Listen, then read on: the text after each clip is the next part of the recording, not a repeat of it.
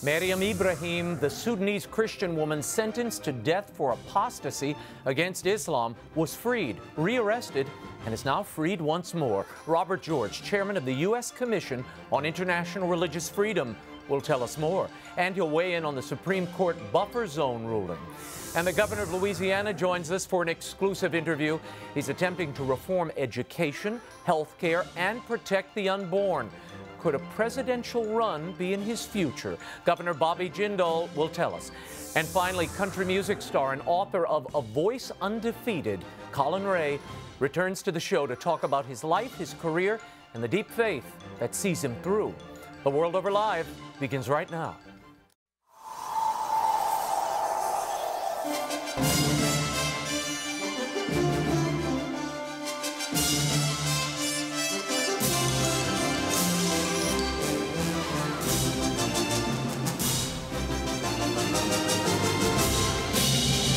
Now, from Washington, D.C., Raymond Arroyo.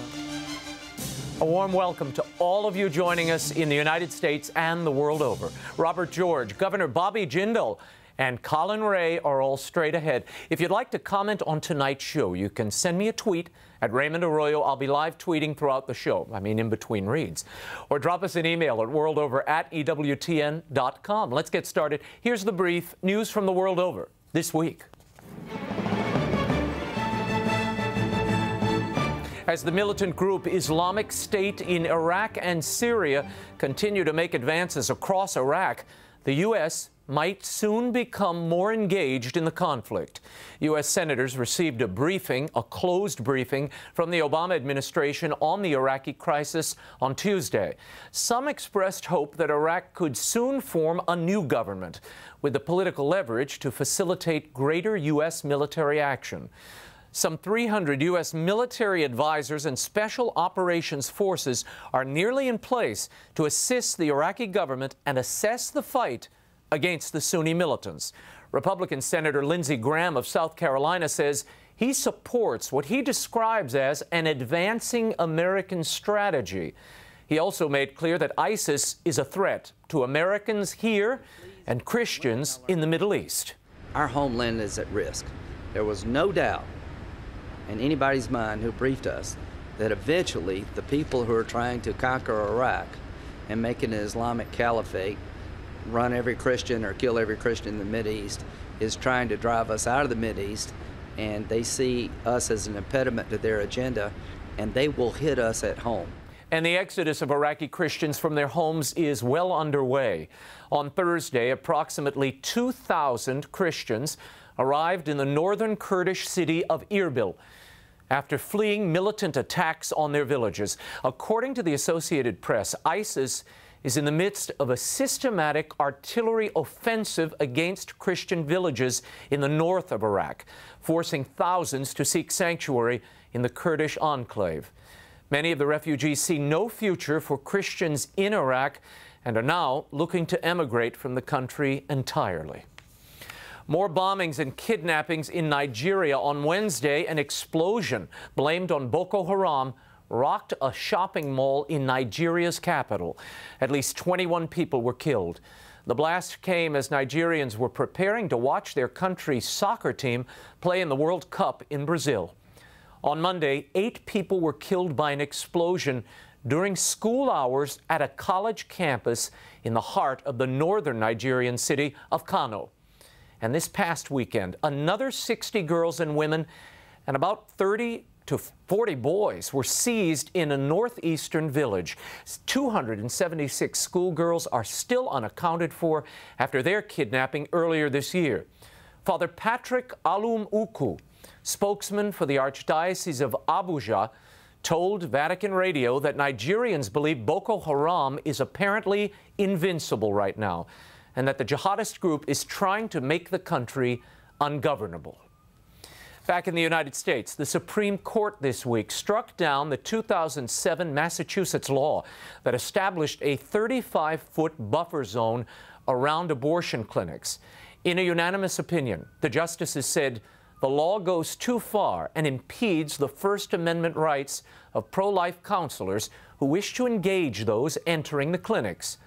The supporters of the 2007 law say it is necessary to ensure the safety of women who choose to have abortions. The court, in its opinion, stated, quote, "The act restricts access to public ways and sidewalks, places that have traditionally been open for speech activities, and that the court has accordingly labeled traditional public fora. The buffer zones burden substantially more speech than necessary to achieve the Commonwealth's asserted interests." And the U.S. Bishops' Conference is weighing in on the crisis at the border. In separate statements, auxiliary bishops Eusebio Elizondo of Seattle and Mark Seitz of El Paso are now referring to undocumented migrants who are attempting to cross the U.S. border as refugees. The bishops compare these immigrants to those fleeing for their lives in Syria. The term refugees has previously been reserved for those attempting to escape war, persecution, or natural disasters. Bishop Elizondo, chair of the Bishops' Migration Committee, said that the tens of thousands of children at the U.S. border is a refugee situation, as the children are indeed fleeing for their lives. To send them back would be akin to sending them back into a burning house, he said. Before appearing before the House Judiciary Committee on the issue Wednesday, Bishop Seitz said that his prayer is that political leaders would not be fearful, but be compassionate toward these children. He further praised Lebanon for accepting more than 1 million who have fled from Syria. He added that the world will be watching to see how the U.S. handles this much smaller influx. As I mentioned last week, my new children's book, Kerman Durman and the Relic of Perilous Falls, hits bookstores this September, but I'll tell you how you can get a free signed early edition. Stay tuned, and I'll let you know before the end of the show. When we return, Robert George of Princeton University and the U.S. Commission on International Religious Freedom on the case of Meriam Ibraham in Sudan and the Supreme Court's buffer zone ruling. The World Over Live continues in a moment. Stay right there.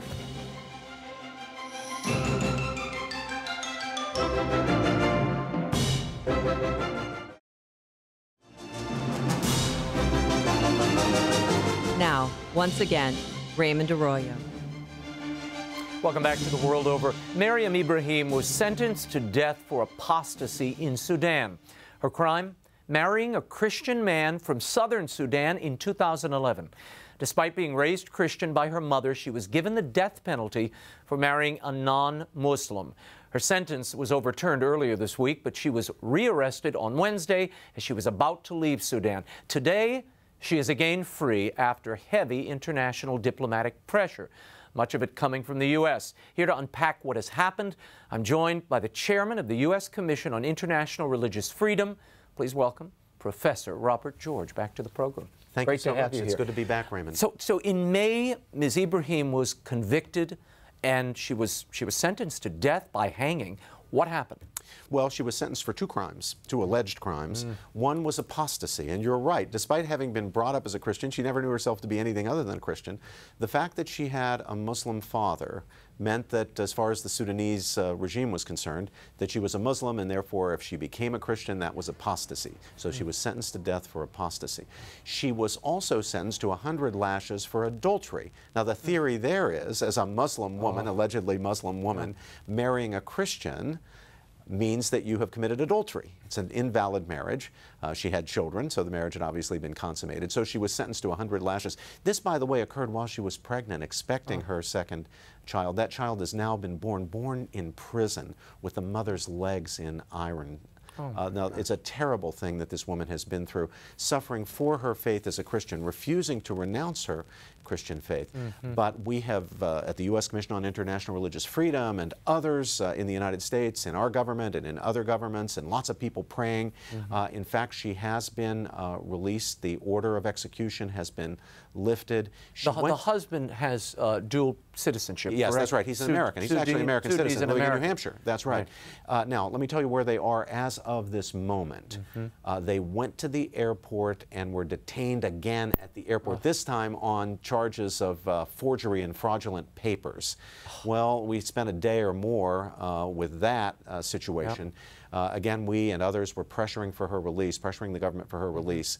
And now she has been released on bail, but not permitted to leave the country. So she's out of jail, thank God, but she's still being held in Sudan against her will, she and her family, and they want to come to the United States. And we need to continue praying, we need to continue acting, and we at the Commission are going to continue advocating until we get Miss Ibrahim and her entire family here in the United States safely.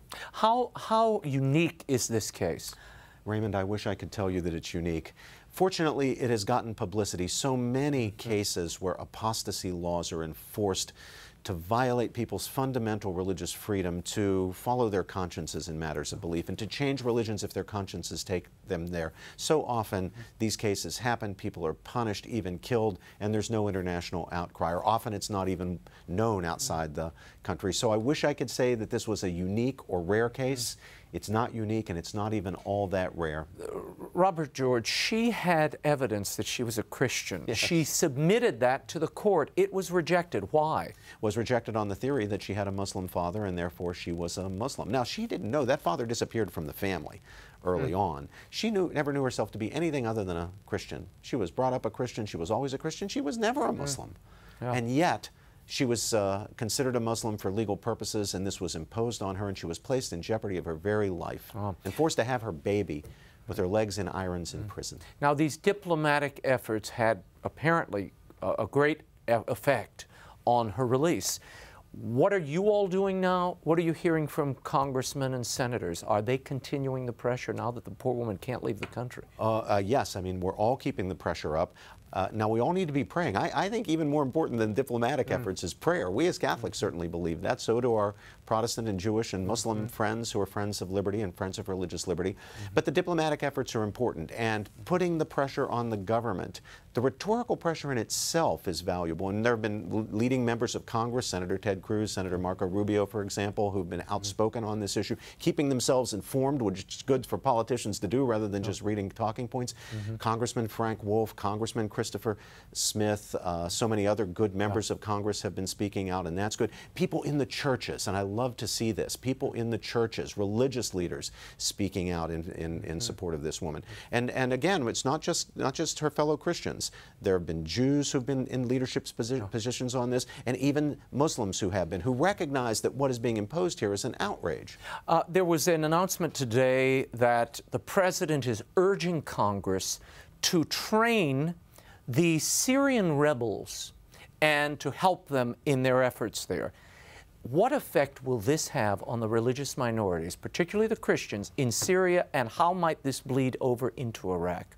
I am very concerned, Raymond, about the situation in Syria because, frankly, as far as I can tell, based on the briefings that we have received at the U.S. Commission on International Religious Freedom, there are religious freedom abuses being committed by all sides in this Syrian civil war. There are, as far as I can see, no good guys. Maybe there was a time early on when we had an opportunity to arm forces that would have created a government that was more benign and more respectful of basic civil liberties. If there was such a moment, it has been lost, and the situation now is very dire. So I have to say, and I'm speaking here in my own individual capacity, my fellow commissioners might have a different view. I'm here not speaking for the commission, but in my individual capacity, I must say that I'm very wary and concerned about arming the rebels, or arming anybody, or siding with anybody in that dispute. Such a tragedy. Christians are leaving Syria, and some of the Christians, Raymond, who are leaving Syria are Christians who left Iraq under the pressure of persecution there in the aftermath of that war, and now they find themselves packing their bags again and fleeing. Now we see the situation unraveling in Iraq. You have this Sunni-Shia battle royale playing out, but it's deeper than that, Robert. As you read the reports, as I talk to people on the ground, it's Sunni versus Sunni in some of these instances. They're burning and destroying Sunni mosques. What is driving this? Well, one of the things that is at issue here, of course, is who is going to be in control, even within the Sunni community. And the forces that seem at the moment to be ascendant are those of the most radical, the most extreme, also the best funded and best organized of the radical elements. ISIS makes Al-Qaeda look like a gang of amateurs. So we are in big trouble as far as Iraq is concerned. And it's entirely possible that you could get an ISIS victory there, spreading then to Syria. That puts Jordan in jeopardy. And of course, the big prize they have their eye on is ultimately Saudi Arabia. People say that's impossible. That is not impossible. So the possibility of an effort to establish a caliphate on radical Islamist principles of the sort you see in ISIS is a very real threat. Oh. I want you to put your legal hat on for just one moment. I need you to analyze this big Supreme Court decision on these 35-foot buffer zones. The court said these exceed free speech requirements guaranteed by the Constitution. What does this really mean? How might this affect the other cities that have these 35-foot buffer zones around those abortion clinics? Well, Raymond, I'm here again speaking in my individual capacity, this time as a constitutional scholar. Yeah, that's right. As my Princeton professorship is what I'm speaking under here, rather than my role at the Commission on International Religious Freedom, which of course has no position on these kinds of issues. But this is a great victory for free speech, and it's a unanimous court. Both the liberal and conservative elements on the court all agreed that this restriction on free speech to keep pro-life activists more than 35 feet away from and counselors in many cases. Many of them counseling women, and to permit pro-abortion speech but not anti-abortion speech within the buffer, that this is unconstitutional. And they're right. This is a plain violation of the First Amendment. This should never have come to court, and the court certainly did the right thing here. Now, there's a division, though, within the court. There was a 5-4 division. You see it in Justice Scalia's concurring opinion. And Alito wrote another concurring opinion that quibbles with the decision they signed on to. But the difference there is the question, just really a factual question, whether the regulation, which everyone agrees was unconstitutional, 9-0, whether the regulation was unconstitutional in part because it was not content neutral in its restriction on speech. The majority was willing to say, well, we can accept that it was content neutral as to the content of the speech. Scalia, in my view, entirely rightly said, that's a lot of nonsense. This is not content neutral. It's very content specific. It's trying to create an exception to the First Amendment for pro-life speech. And I myself would have joined if I were on the court in Scalia's opinion. But the key thing is that the First Amendment was vindicated, free speech was vindicated, and this will mean that throughout the country, these kinds of buffer zones will no longer be able to be maintained, and people will have the right to advocate. Very good. Robert George, thank you so much for your insight and your advocacy on these important issues of religious and human freedoms. Thank you. Pleasure. Up next, the Bioethics Defense Fund, a national law firm, describes Louisiana as the test kitchen for the nation's most life-protective laws. I spoke recently with the man who's championed many of those laws, Governor Bobby Jindal. Our in-depth interview is next, and I bet you don't know where that name Bobby came from. You'll find out when The World Over continues in a moment. Stay right there.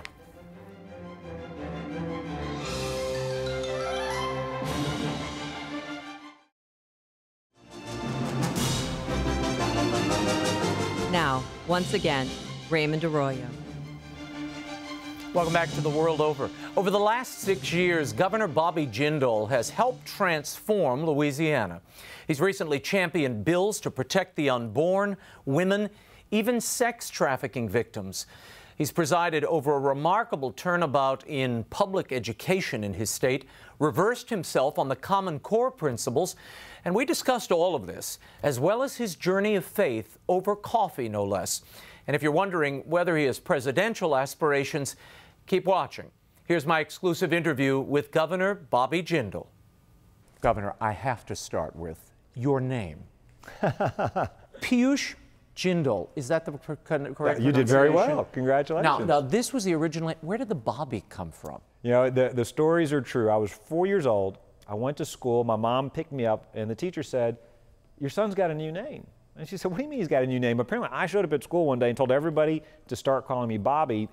I was one of those kids. I grew up watching syndicated TV shows. I'd get home from school, got to watch TV while I ate my little snacks. Okay. The Brady Bunch was showing on reruns in the afternoon. Oh, boy. There was a character named Bobby Brady, the youngest boy, and so I guess I identified with him more than the other character. You know, he was about my age. He same kind of likes, and he didn't like girls, he didn't like doing his homework, same kinds of things. So you were this close to being Greg Jindal? Well, the funny thing, well, it could have been worse. My mom was worried, is it going to be Greg tomorrow or Peter the next day?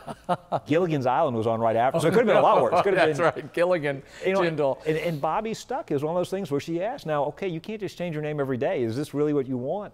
You got to be careful how you give nicknames. I'll tell you just a quick story. We've got 3 great kids at home.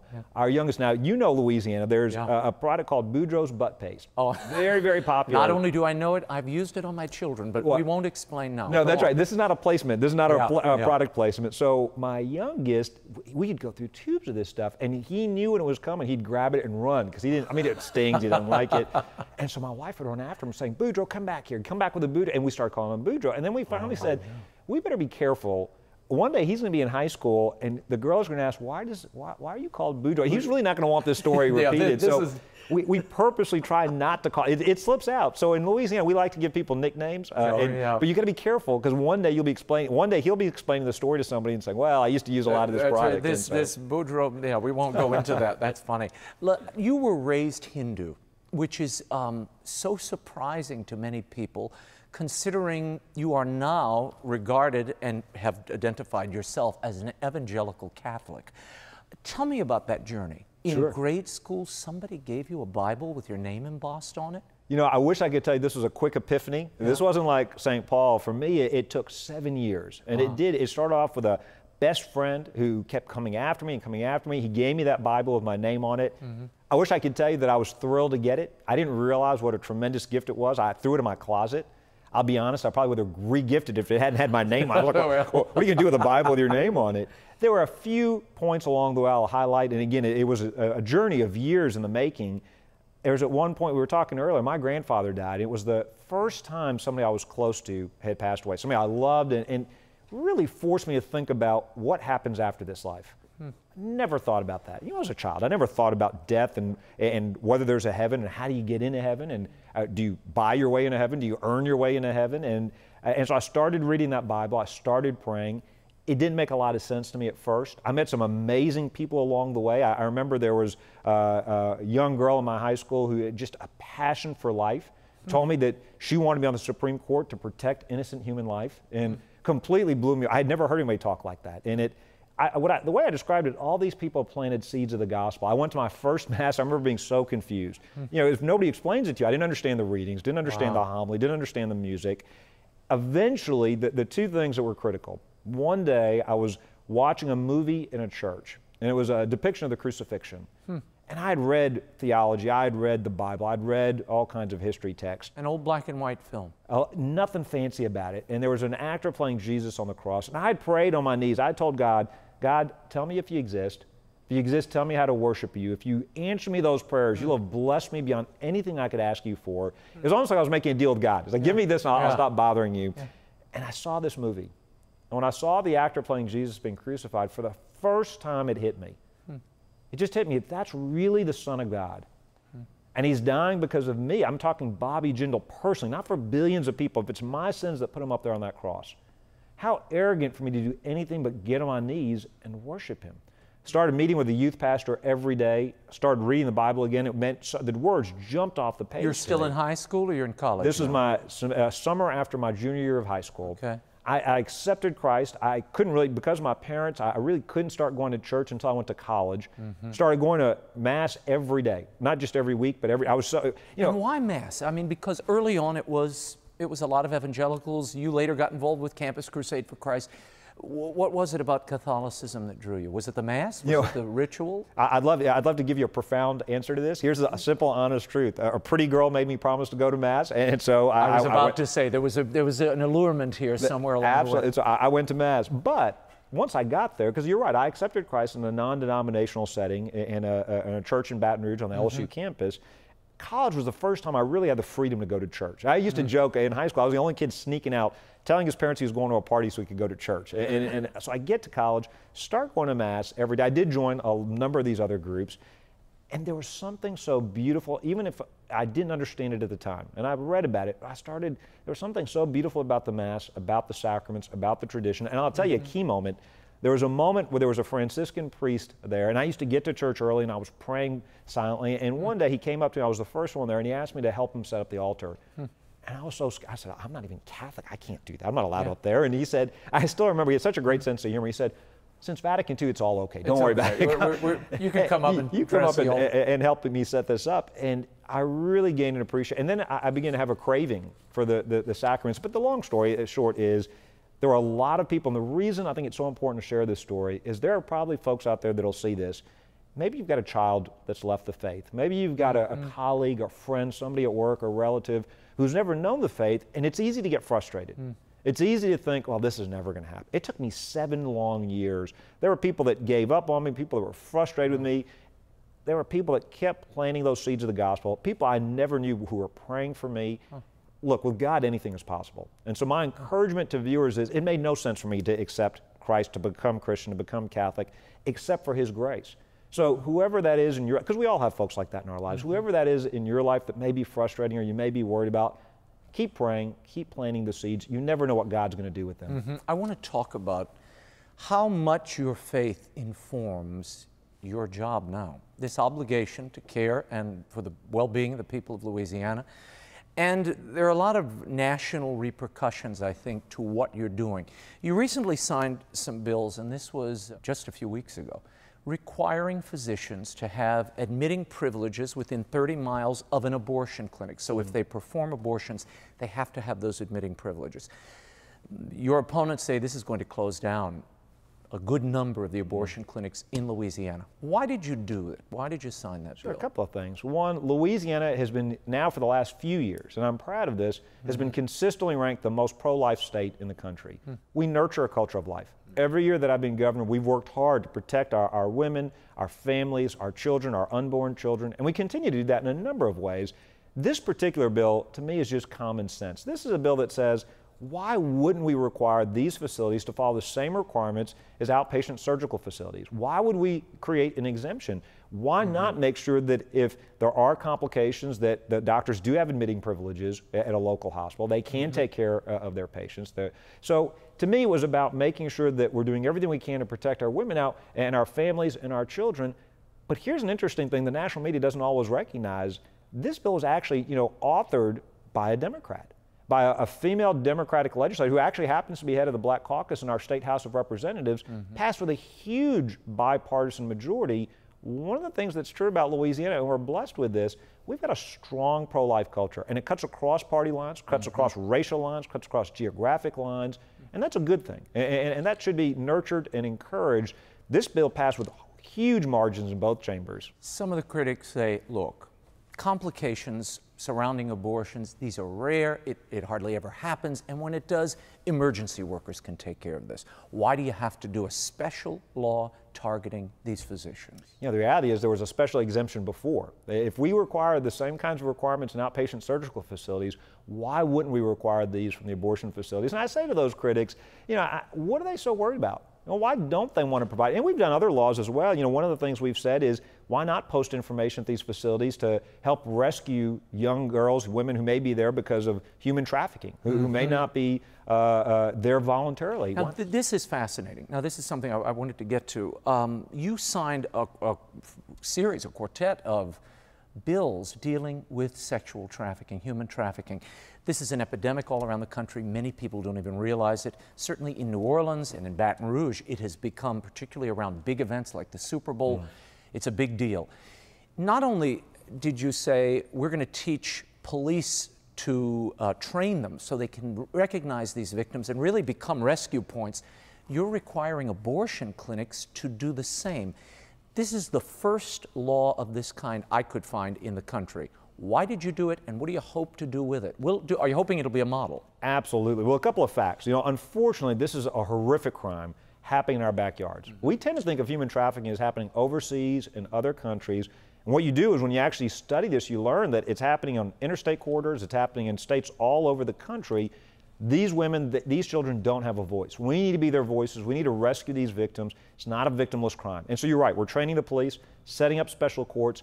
One of the things we learned as we dug into this from the advocates themselves is that many of these women are forced to go get abortions so they can continue to work for these criminal gangs, these enterprises. It's a very profitable industry, and they're there against their will. So why not intervene at that moment where to let them know there are toll-free numbers, there are shelters, there are places that can rescue them, and we're confiscating the assets of those awful monsters preying upon these women and children and families, taking away their assets, using those assets to fund the recovery services, giving it back to the victims.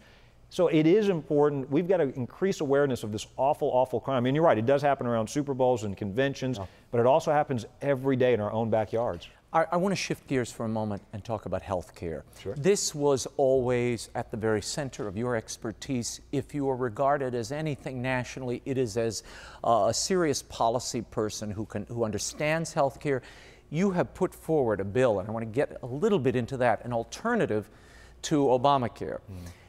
Before we talk about that, I want to talk about what's happening in Louisiana. According to some statistics, it is number 48 in the country. Some of the highest breast cancer deaths in the country, obesity, diabetes-related deaths. Why are those numbers so unmoving, even under a governor who for 8 years has presided over the system, but your focus, your specialty is health care? Sure, a couple of things. Thank you for the extra couple of years. We've been governor 6 years. I get You're 8 moving years. to 8. But a couple of things. You're right. Historically, Louisiana, and you know Louisiana as well as anybody, we enjoy our good food. And our beignets. It's not a place known for moderation. Historically, we've always done poorly when it comes to these obesity-caused illnesses, when it comes to diabetes, when it comes to ailments. Now, the good news is we made tremendous improvements. So, for example, 96% of our kids are insured, either through lotship, through private insurance, through Medicaid. Secondly, we've moved hundreds of thousands of folks into coordinated care. They used to be in an outdated, anachronistic system. And for example, we have now thousands of days fewer for babies now spending time in NICUs because now they're going home full term, they're being born full weight.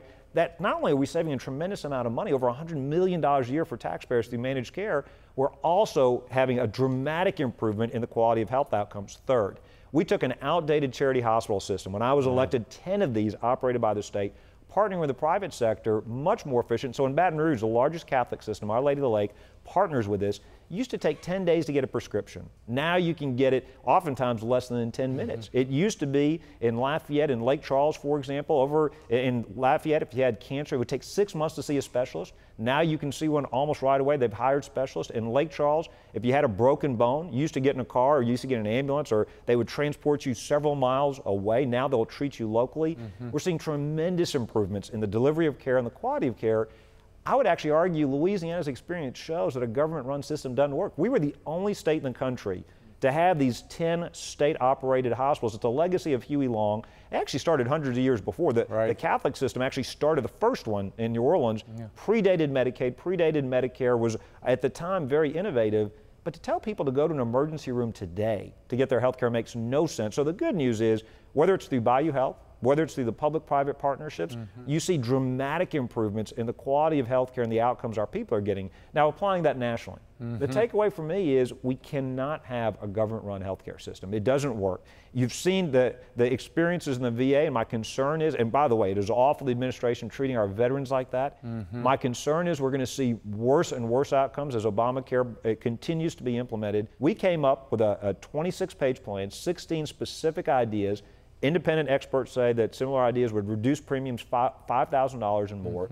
We'd actually restore the provider conscience protections that have historically been part of federal law. We'd allow individuals to own their own health care. We'd help families with pre-existing conditions. In other words, grants for Medicaid. Well, global grants, so that there are still, it grows by population and grows with inflation, but there's accountability. Right now, states there's no accountability really in Medicaid. As time goes on, the predicate of your plan is the repeal and replacement of Obamacare. As time goes on, is that a credible predicate? Absolutely. I think, as more people have experience with Obamacare, it's becoming less and less popular. I think it's becoming less and less sustainable. All the things they promised. This is the law of the land because they lied about it. Let's be honest. They said, if you like your doctor, you can keep your doctor. Turns out not to be true. If you like your insurance plan, you can keep your insurance plan. Turns out not to be true. They said that healthcare premiums would come down. Remember, famously, $2,500 down for a family of 4. Turns out not to be true. They also said, by the way, they're going to build in pro-life protections. Now they're at the Supreme Court trying to force Hobby Lobby and the Green family to pay $1.3 million a day because they don't want to spend their money buying abortifacients for their employees. I think this was sold on lies, on untruths, on distortions. I think the more people experience this, the more you got millions of Americans have their plans canceled, you have premiums going up. I think the more people experience this, the more they are ready for repeal, but you can't beat something with nothing. You can't say, well, we're against this without saying, and this is how we replace it. This is how we provide you with something better. And that's why I think we're falling short in D.C. That's why we offer this plan. There is a great untold story, and as I spend time in Louisiana, particularly in New Orleans, you see the rebirth of so many of these formerly public schools, now charter schools. Post-Katrina, amazing things have happened. 72% graduation rate in the state, which is leaps and bounds what it was just a few years ago. To what do you attribute that success? Well, we've done a couple of very important things. We've said, one, we want a great teacher in every classroom. So we changed how we hire and fire and promote and compensate our teachers. It's the cornerstone of making sure our kids get a great education. We all remember the teacher that made a difference in our lives. The second thing we've said is we want the dollars to follow the child. Don't make the child follow the dollars. Every child learns differently. Maybe in parochial schools, home schools, public schools, charter schools. In New Orleans, 90% of our kids are now in charter schools. Used to be over 60% were in failing schools, now it's less than 6%. Used to be only just over half would graduate, now over 3/4, about that, over 70% are graduating. As you said, across the state, record graduation rates, record growth on AP scores, more kids doing better on the ACT. We also started a statewide scholarship program. We said to parents, instead of being trapped in failing schools, we'll let the dollars follow your child. If you want to go to a parochial or another school, we'll let you decide. Every year it's grown by double digits. We're saving taxpayers tens of millions of dollars. 93% of the parents are happy with the system, yet the Department of Justice sued us. Eric Holder took us to federal court, and literally they were trying to trap these kids and these parents in failing schools. Now the good news is we won that debate. We won that fight. At one point, a teacher union official said that parents don't have a clue when it comes to making choices for their children. I can't imagine anything more offensive. We meet with parents every day, and we met with parents that next day, and they said, look, Governor, we make choices for our kids every day. We know the needs of our kids better than the bureaucrats in Baton Rouge or Washington, D.C. Whether it's in a Catholic school in New Orleans East, whether it's in a private school somewhere else in the state, parents know best. Whether it's homeschool, parents know best how to educate their kids. I've got to talk about Common Core. Sure. A year ago, you were supporting this, Governor Jindal. Now, you've done an about-face. In fact, you plan on rejecting these standards utterly for the state of Louisiana. Why? What happened? I told just this past week, we told our education bureaucrats that we've got to get out of Common Core. Now, they responded by saying, all right, and I issued an executive order getting us out. And they responded by trying to find a contract saying, oh, we're going to get around the governor. We suspended that contract. Here's the problem with Common Core. It represents a federal takeover of what has historically been a state and local responsibility. In Louisiana, we don't have state textbooks you have to use. We don't have a state curriculum. We allow locals, we believe in empowering locals to make those decisions. You're right. At one point, I like the idea of rigor and standards. Because it came from the states, and Louisiana was part of these, shaping these standards. And part of the challenge is the federal government, the Obama administration, has got involved in pushing these standards, and the folks pushing it now, they try to tell you, well, we're not telling you, we're not dictating curriculum, we're just dictating the test. Well, here's the problem. And we, in Louisiana, we were on the path to put PARC in our schools. All of a sudden, schools are being required to teach to the test, develop curriculum around the test, and before you know it, the test is driving not only your standards, it's also driving your curriculum and your textbook decisions. We don't need a one-size-fits-all approach. And you know, there's a reason there's a 10th Amendment to the Constitution. This has never been a federal responsibility. Here's a very important point.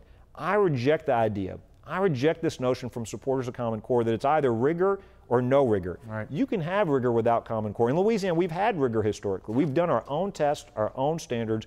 I want us to do that again. Was it a piece of those standards and what they were teaching too, what was being required, was that part of your decision here? I've heard from educators at the college level saying, wait a minute, these kids aren't being exposed to the great books. They're things that simply aren't part of this curriculum. Is that what? Well, look, there's certainly several steps of the way. You look at some of the reading text the Department of Education was putting out, and I'll just say this as a father, not as governor. My kids were bringing home these math instructions that really, I mean, they're good at math, and they were getting the right answer, but the steps they were making go through just didn't make a lot of sense. You know, every parent probably goes through what they call this new math experience. But my more fundamental problem, apart from the specifics in the math and the reading text, My more fundamental problem was this. This has become a federally pushed approach. This has become a one-size-fits-all approach. It's no longer a bottom-up approach. But this is so important. We have grown our economy. The economy is booming in Louisiana, one of the lowest unemployment rates, record jobs, record income. We are for rigor. We are for training our kids to the best quality so that they can compete with anybody's child in America, in the world. Your own superintendent, John White, supports this. Your legislature supports the Common Core. Do you think you have the authority in your arsenal to reject the Common Core standards at this point? I issued an executive order. I wrote Park telling them we want them to withdraw from the state. I issued an executive order saying the Department of Education did not follow the state bid laws. They've sole sourced. They've tried to say this is the only test. There are other tests that are cheaper. There are other tests that allow more state input. Now here's what I want the legislature to do. I want them to tell the State Department of Education, because they are created constitutionally. I don't directly hire the superintendent, and so I do need the legislature. I want them this year. I've said, Park, get out of Louisiana. Common Core, get out of our state. Let's do an RFP. Let's have an open bid process for the test. But the next year, when the legislature comes back in session, they've just concluded this session, and they did not pass the bills we asked them to. I want them to come and direct the Department of Education to develop Louisiana's own standards, our own test, our own approach. And we've been doing that. By the way, that's not radical. We've been doing that for several years, going back across multiple administrations, Democrat and Republican governors, going back to the 90s. It's worked well with us, and we've done it in a way where we can see how our students are doing versus how other students are doing. This is important. This is going to impact children for years to come. Long after I'm done being governor, I'm worried about what are we teaching kids for the next generation.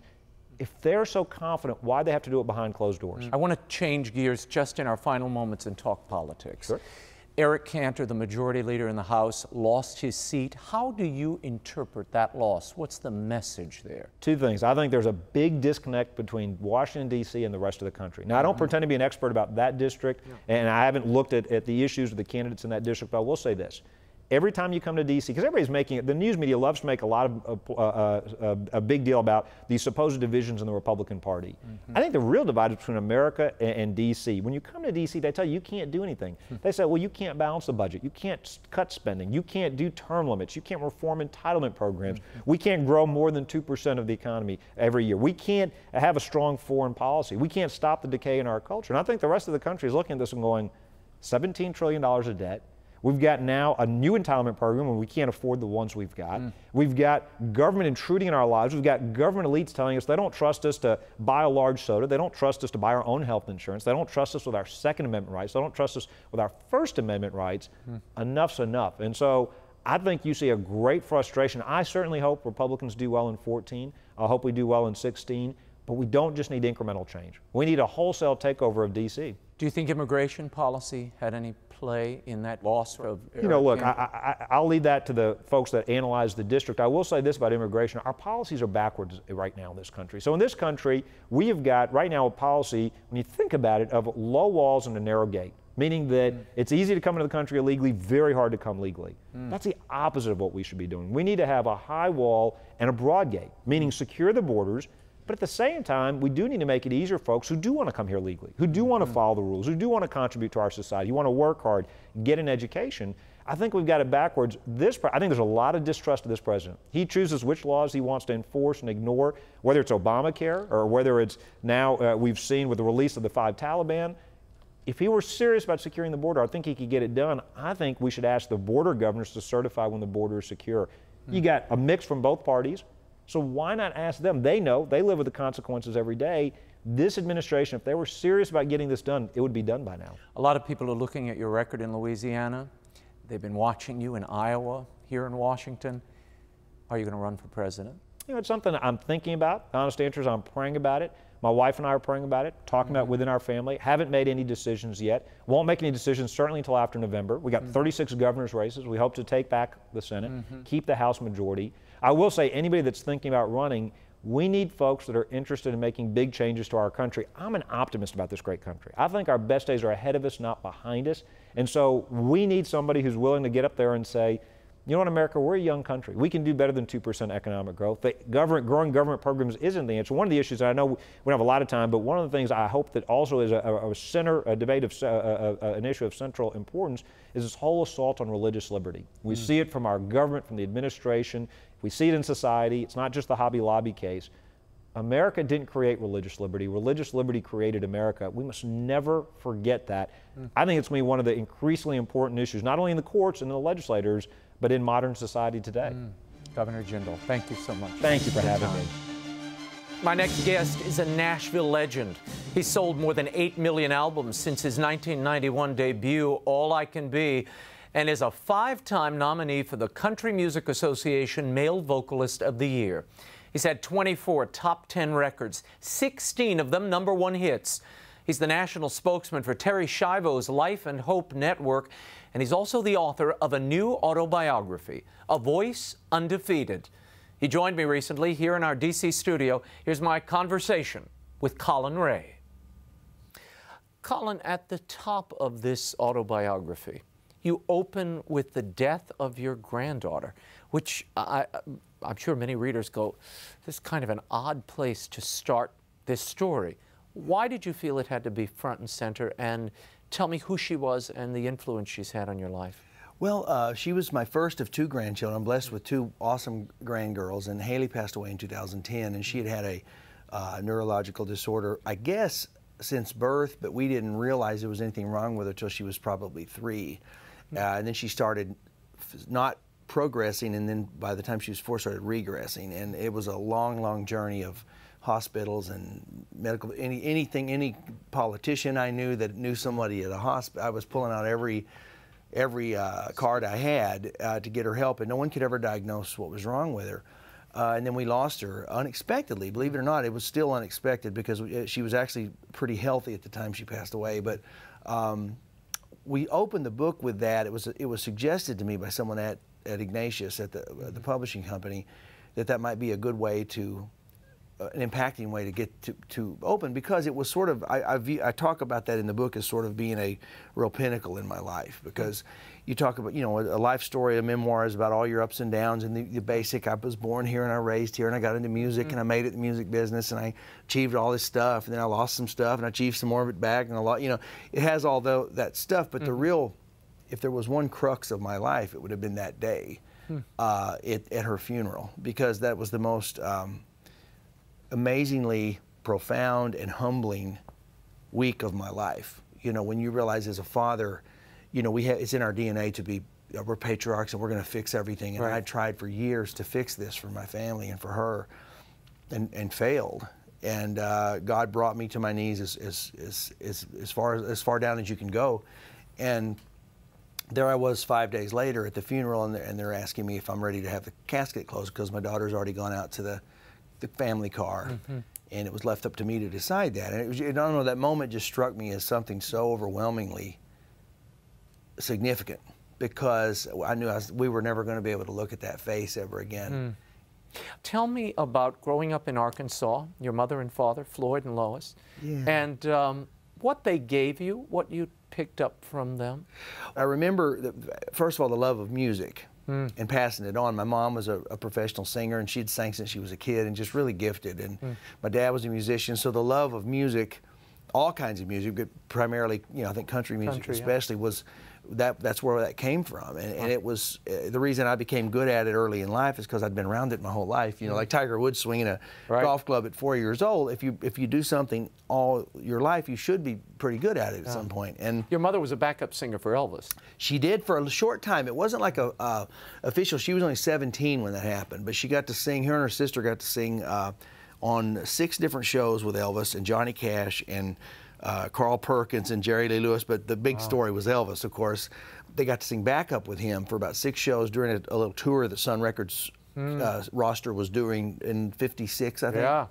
And so she, you know, she. $1 Million Quartet. Yeah. And that story got bigger and bigger as the years went on. You know, bless her heart. But she's actually in a nursing home now with dementia. I would give anything to hear her tell one of those exaggerated stories now. You know, because now she's just so medicated and doesn't really remember anything.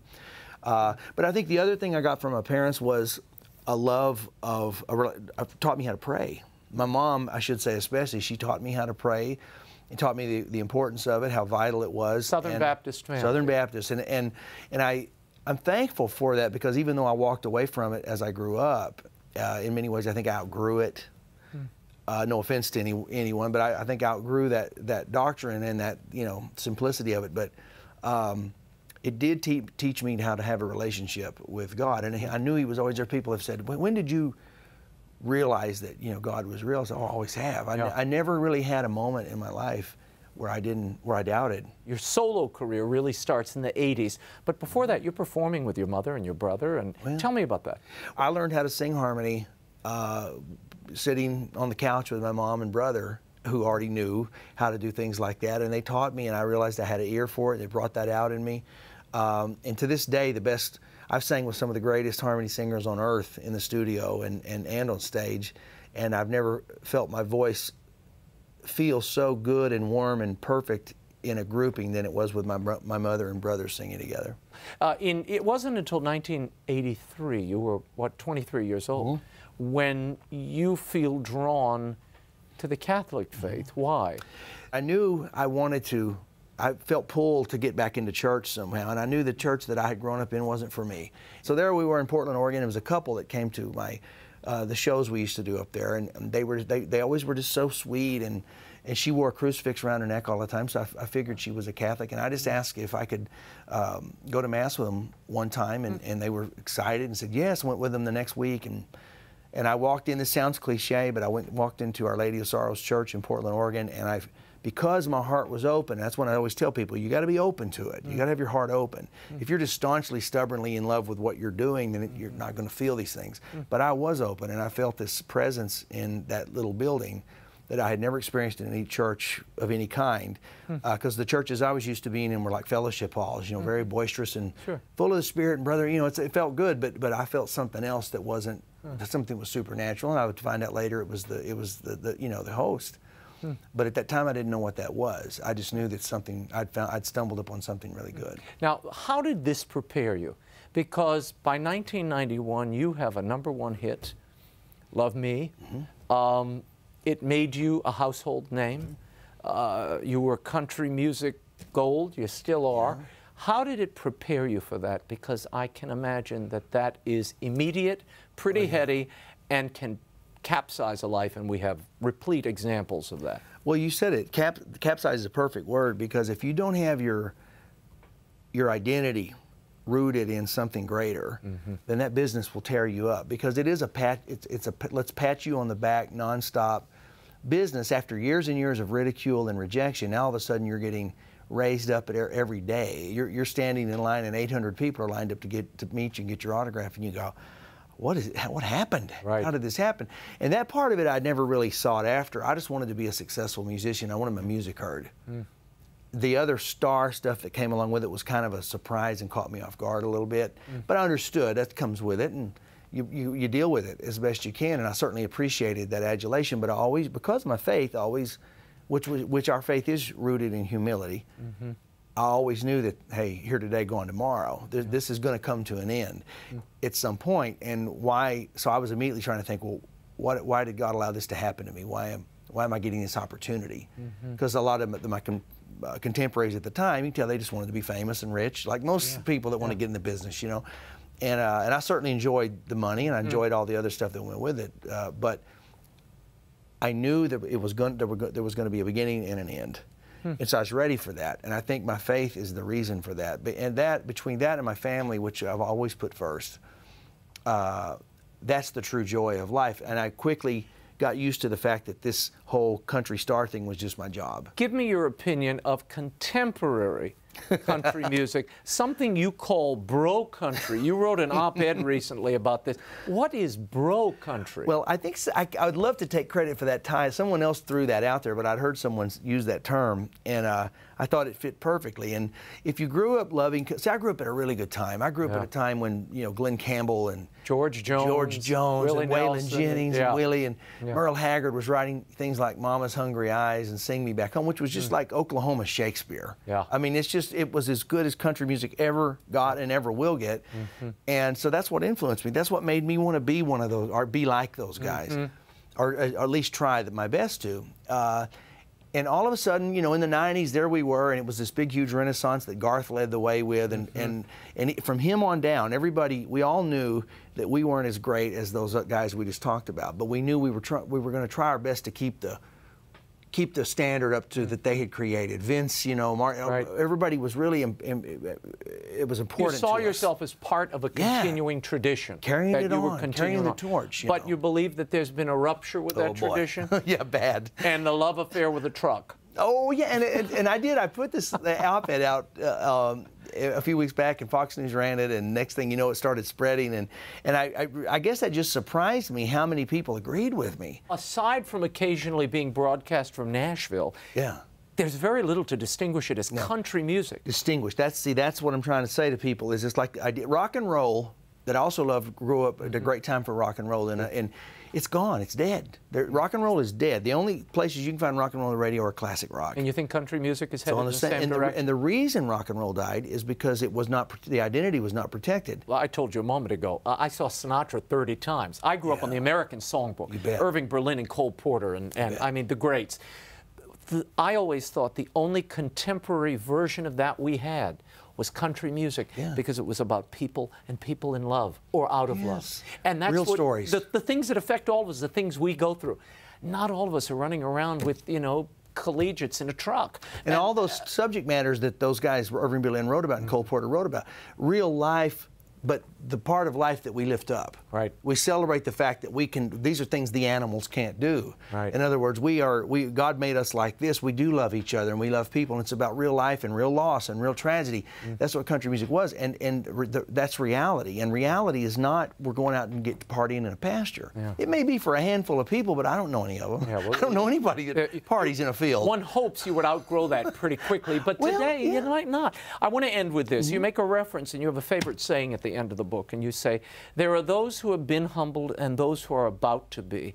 What does humility mean to you, and what do you want people to ultimately take away from this work?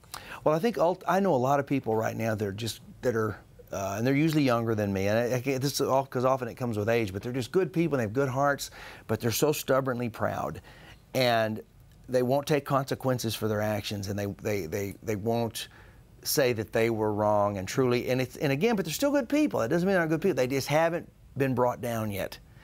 And I remember me being like that too. I go, you know, you remind me of me a few years ago. You know, you get to a point where, because you think we do feel like we do have an element of righteousness in us. And the truth of the matter is we have zero except through Him. He's the only righteousness we have. Whatever good we do, when we hug someone earnestly, or do a kind act, or smile at someone, that's all through Christ. Without that, we have nothing good of our own. And I think people at some point, God wants everybody to go to heaven. He wants everybody to make it. So He's going to try His best but you can't get to that point until you're on your knees. And I think I finished the book with there's something to be said for thinking on your knees. You've got it until you hit your knees in humility. And true humility is not just being sorry for your actions, but realizing you are nothing without God. You are absolutely nothing. If we're good parents to our families, it's because of His grace. Every good thing we do is of Him. And until we come to that point in our mind, in our heart, and realize that, hey, we're just here on His time and on His dime, so to speak, you can't be ready for the next, for eternity. A Voice Undefeated by Colin Ray is available at bookstores everywhere and online, as well as through EWTN's catalog. Well, that's all the time we have for now. Until next week, the show continues on Facebook and Twitter. Like me on Facebook, follow me on Twitter. The links are at RaymondArroyo.com. And I want to tell you about my special offer now. As I mentioned earlier, the first book in my new children's series, Kerman Derman and the Relic of Perilous Falls, hits bookstores everywhere on September 8th. It is a comedic, supernatural thriller for the 11-year-old in all of us. I'll be sharing more details in the days ahead. Last week, I posted the cover on my Facebook and Twitter pages. Now, if you retweet the image or repost it, I may choose you as one of the handful of people to receive an early reader of the entire book. You have one more week to tweet or Facebook the cover, and then I'm picking names. Be the first to experience Kerman Derman and his incredible adventures. The cover is online right now. Be sure to tune into the program next week. In the meantime, I'll be scouting the world over for all that is seen and unseen. On behalf of the staff and crew of EWTN News, thanks for watching. I'm Raymond Arroyo from Washington, D.C. We'll see you next time. Bye now.